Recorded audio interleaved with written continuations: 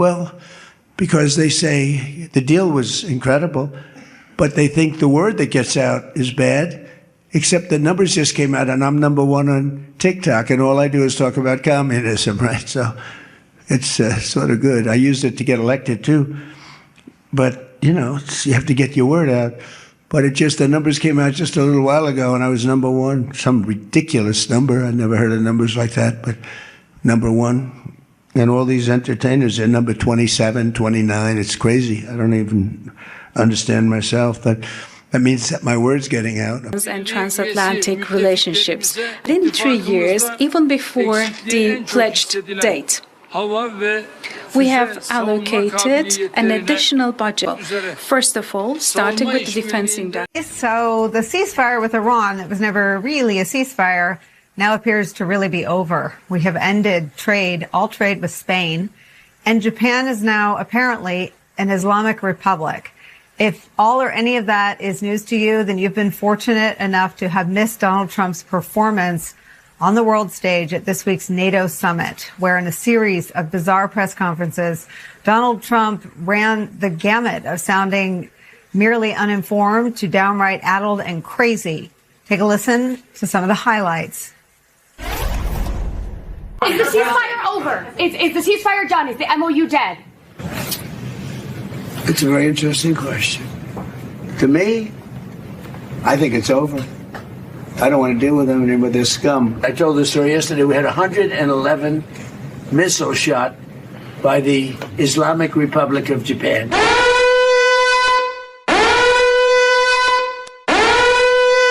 Shot by the Islamic Republic of Japan. JCPOC. What a terrible deal. I call it the Obama nuclear waste deal. I don't want anything to do with Spain. Cut off all trade with Spain, please, including visits. Okay, we don't want anything to do. You know who's number one on TikTok? I am. I'm number one on TikTok. You have a question for President Putin, please? Do you have a question for President Putin? Not Zelensky. Putin. Yeah, what would you like to ask him? Because I'm going to ask him that question. She's not sitting next to President Putin. I don't know what TikTok is. The Islamic Republic of Japan came out of his mouth. Marco Rubio is going to have to start standing next to him and translating. But unsurprisingly, Donald Trump's incomprehensible, unhinged, embarrassing, uninformed, me display there and his approach to geopolitics has had an effect. It appears to have finally exasperated and exhausted European leaders' patience. On that, the New York Times reports this, quote, a major motif of this year's NATO summit has to do with European leaders deciding whether it's politically advantageous to at last dispense with the niceties and fight back against Trump, as the Spanish and Italian leaders have started to do. The time when all European heads of state were playing nice with the mercurial American president is decidedly over. An exasperation that seems only likely to grow as Donald Trump's war with Iran threatens to tank everyone's economies.